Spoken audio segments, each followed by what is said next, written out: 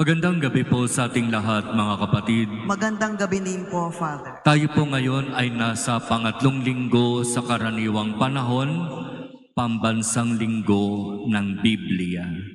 Kaya bago yung misa natin ngayon, nasaksihan natin ang pagluluklok sa Biblia dito sa ating dambana.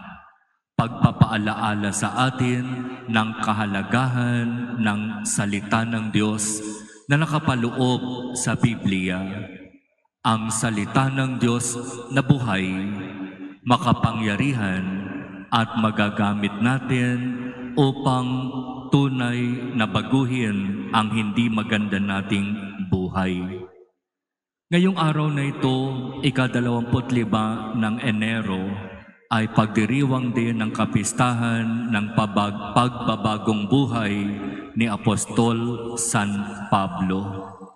At kung alam natin ang kwento ng kanyang buhay, naging napakahalagang bahagi ng kanyang pagbabago ng buhay ang salita ng Diyos.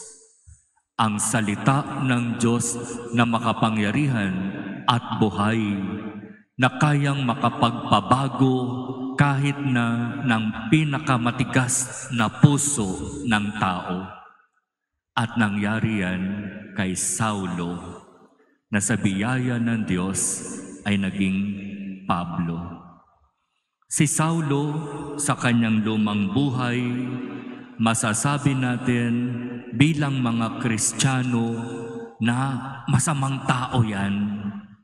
Pumapatay yan, inuusig niyan at tinutuligsa ang mga Kristiyano.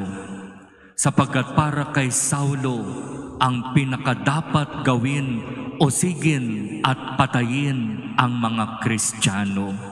Sapagkat hindi sila ayon sa paniniwalang Judaismo o Hudyo. Para kay Saulo, ang dapat lamang tanggapin at paniwalaan ay ang paniniwala ng mga Hudyo.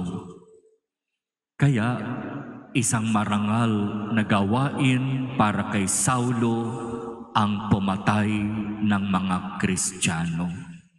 At sinasabi sa kwento na habang siya ay papunta doon sa Damasco para usigin at patayin ang mga Kristiyano, sakay-sakay ng kanyang kabayo, bigla na lamang lumitaw sa kanilang harapan ang isang nakasisilaw na liwanag, at doon bumagsak si Saulo sa kanyang sinasakyang kabayo.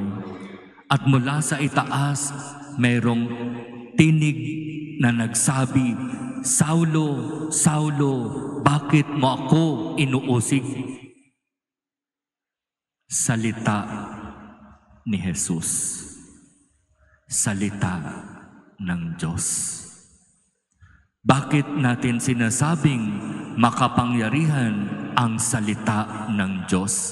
Sapagkat kung kukunin natin ang halimbawa ng kwento ni Saulo, hindi naman niya gusto na siya ay baguhin ng Diyos. Hindi naman niya pinangarap na maging Kristiyano. Para sa kanya ang pinakadakilang bagay na mangyayari sa kanyang buhay ay ang mapabilang sa paniniwalang Judaismo. Kaya hindi niya kailanman pinangarap na maging Kristiyano. At hindi niya kailanman ipinagdasal kay Jesus ang kanyang pagbabago. Pero makapangyarihan ang salita ng Diyos. Ibinagsak ng salita ng Diyos si Saulo mula sa kanyang kataasan, mula sa kanyang hindi magandang paniniwala. Ibinagsak siya ng salita ng Diyos. Kaya nga ang tanong ni Saulo matapos na siya'y bumagsak, "Sino po kayo, Panginoon?" At nagsalita ang tinig, di ba? Ang sabi ng tinig, "Ako si Jesus na iyong inuusig. At ang sabi ni Saulo, ano po ang dapat kong gawin kung ganon? Sa sandaling iyon mismo, nangyari ang pagbabago ng buhay ni Saulo.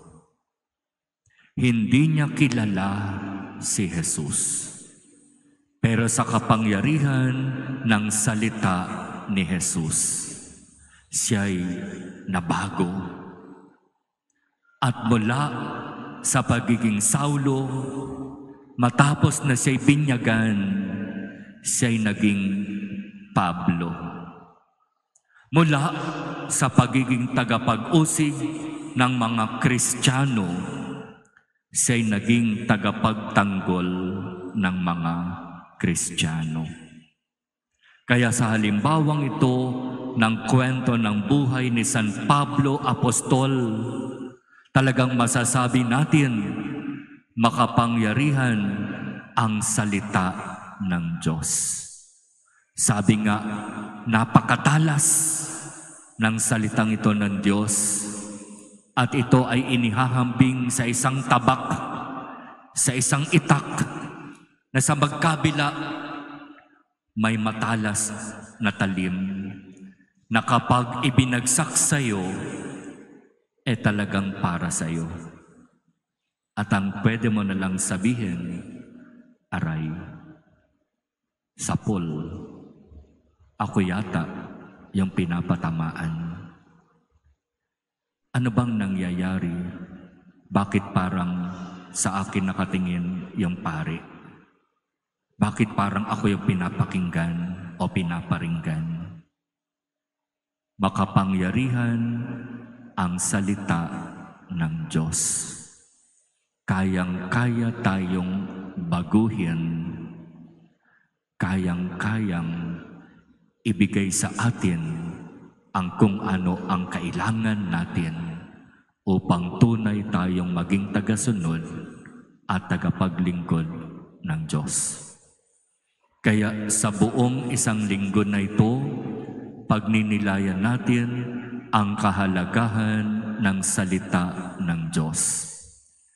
Kung naging napakaganda sa karanasan ni San Pablo ang kapangyarihan ng salita ng Diyos, maaari ding mangyari ang kapangyarihang ito ng Diyos sa pamamagitan ng kanyang salita sa iyong buhay ngayon.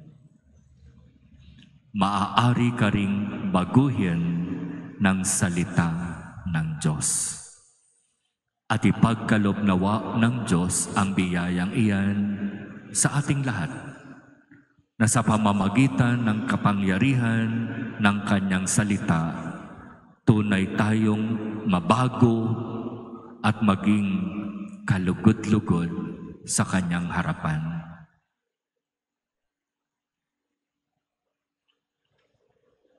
Amen.